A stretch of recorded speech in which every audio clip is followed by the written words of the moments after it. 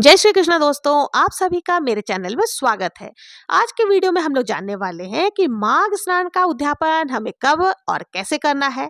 देखिए, जब भी हम किसी भी स्नान या व्रत का संकल्प लेते हैं तो उसका उद्यापन के बाद ही हमारा जो संकल्प है ना, वो पूर्ण माना जाता है। अगर आपने भी माघ स्नान किया है तो इसका उद्यापन भी आपको जरूर से करना होगा, तभी हमारा जो माघ स्नान है वो पूर्ण होगा।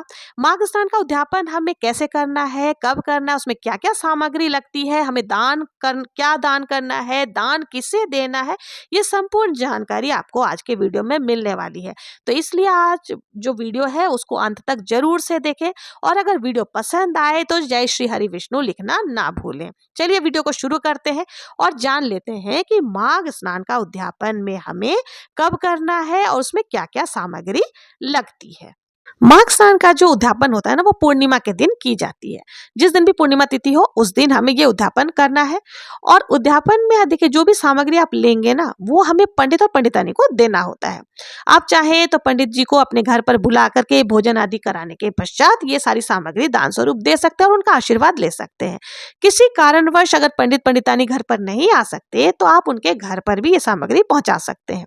तो देखिए, सबसे पहले हमें क्या करना है, उद्यापन वाले दिन आप स्नान आदि से निवृत्त हो जाए। अगर आप किसी पवित्र नदी में स्नान कर सकते हैं तो बहुत ही अच्छा है, लेकिन अगर आपके आसपास में कोई पवित्र नदी नहीं है तो आप घर में ही गंगा जल मिश्रित करके आपको स्नान कर लेना है।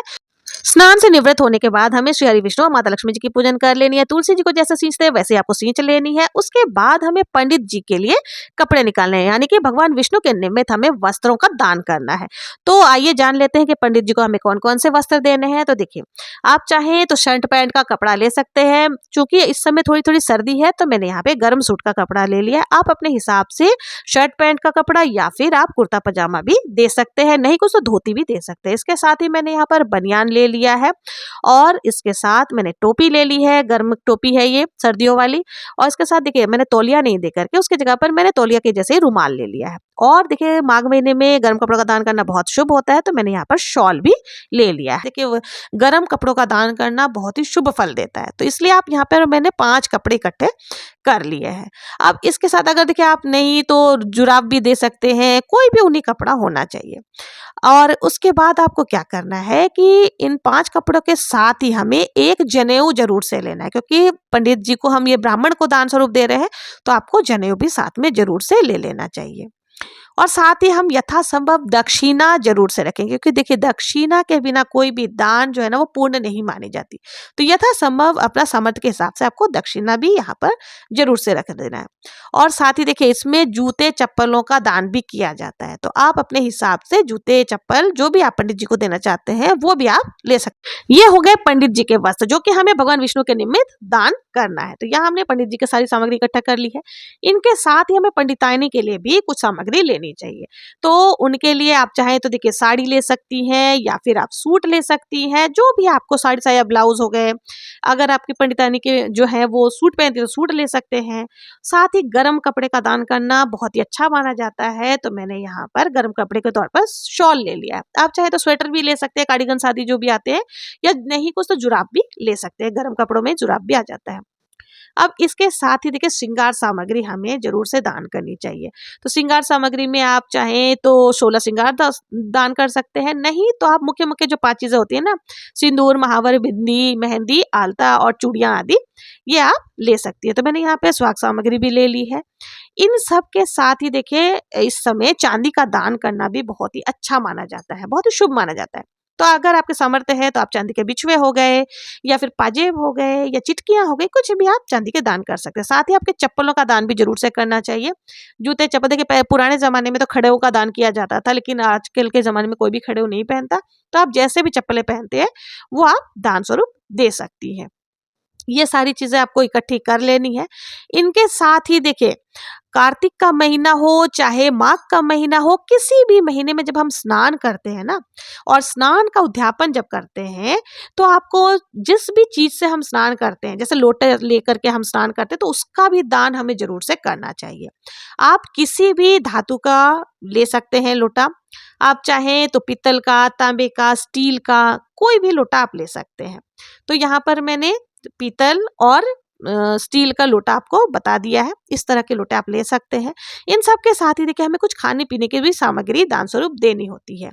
तो तिल का दान आपको ज़रूर से करना चाहिए, क्योंकि माघ स्नान में तिल का विशेष महत्व माना गया है। तो हमें तिल ज़रूर से ले लेने हैं। आप चाहें तो तिल जो है सफ़ेद भी ले सकते हैं या काले भी ले सकते हैं, और मात्रा आप कितनी भी ले सकते हैं, 1 किलो, 2 किलो, सवा किलो, 5 किलो, जितने भी आपके सामर्थ्य है, आप उस तरह से तिल ज़रूर से ले सकते हैं। साथ ही साथ आप देखिए हमें गुड़ का भी दान ज़रूर से करना चाहिए, क्योंकि तिल और गुड़ का दान बहुत ही अच्छा माना जाता है माघ के महीने में।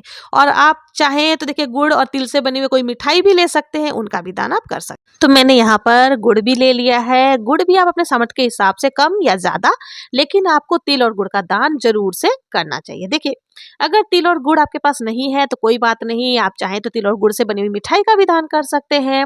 दोनों ही चीज़ें तिल और गुड़ से बनी हुई रहती है, रेवड़ी हो गए या फिर तिल के लड्डू हो गए, इस तरह सी चीज़ें दोनों ही बनी हुई तिल से होती है, तो आप इनका भी दान कर सकते हैं। अगर आप पंडित और पंडितानी को घर पर बुला करके भोजन करा रहे हैं तो बहुत ही अच्छा है, तो आप उनको भोजन कराने के पश्चात ये सारी सामग्री जो है आपको दान स्वरूप दे देना है। इन सामग्री को पहले हमें मिनस लेना है, तो मिनसने के लिए हमें क्या करना है, थोड़ा सा हाथ में जल लेकर के इनके चारों तरफ जल को छोड़ 2 बार आचमन कर देने हैं। तो इस तरह से, और जो भी आपका गोत्र है, नाम है, वो सारी चीजें बोल दें, और किस चीज के लिए आप ये सारी चीजें दान स्वरूप निकाल रही हैं वो भी आपको बता देना है। तो इस तरह से ये सारी सामग्री जो है आपको पंडित और पंडितानी यानी ब्राह्मण ब्राह्मणी को भोजन कराने के पश्चात दान स्वरूप दे देना है। लेकिन अगर किसी कारणवश अगर आप ब्राह्मण को अपने घर पर नहीं बुला सक रहे हैं, या आसपास में कोई मंदिर आदि है वहां पर ब्राह्मण रहते हैं, तो आप उनके यहाँ जो है ये सारी सामग्री के साथ में सूखा खाना भी भेज सकते हैं। जैसे 4 लड्डू डाल दिए या चूरमा बना करके आपने डाल दिए, इस तरह से। और जो भी तिल से बनी हुई मिठाइयाँ आदि हैं, इन सबको दान सामग्री के साथ में डाल करके आप दे सकते हैं। ये सारी सामग्री आपको दान स्वरूप देने के बाद पंडित पंडितानी जी के आशीर्वाद भी जरूर से लेना चाहिए। देखिए माघ स्नान हो या फिर कार्तिक स्नान हो, कोई सा भी स्नान हो, बहुत ही कठिन स्नान होता है, और जब आप इतना कठिन स्नान का संकल्प लेते हैं तो उसका उद्यापन भी आपको जरूर से करना चाहिए, तभी ये व्रत या फिर जो भी स्नान का पुण्य फल आपको प्राप्त होता है। तो ये थी माघ स्नान की उद्यापन की बहुत ही सरल विधि, और क्या क्या सामग्री लगती है, उद्यापन हमें कब करना है, ये समस्त जानकारी। आप लोगों को मेरा ये वीडियो कैसी लगी, अगर जरा भी यूजफुल लगी हो, उपयोगी लगी हो, तो प्लीज मेरे चैनल को लाइक शेयर सब्सक्राइब जरूर से करें। मिलते हैं नेक्स्ट वीडियो में किसी और उद्यापन विधि के साथ। तब तक के लिए जय श्री कृष्णा, जय श्री हरि विष्णु।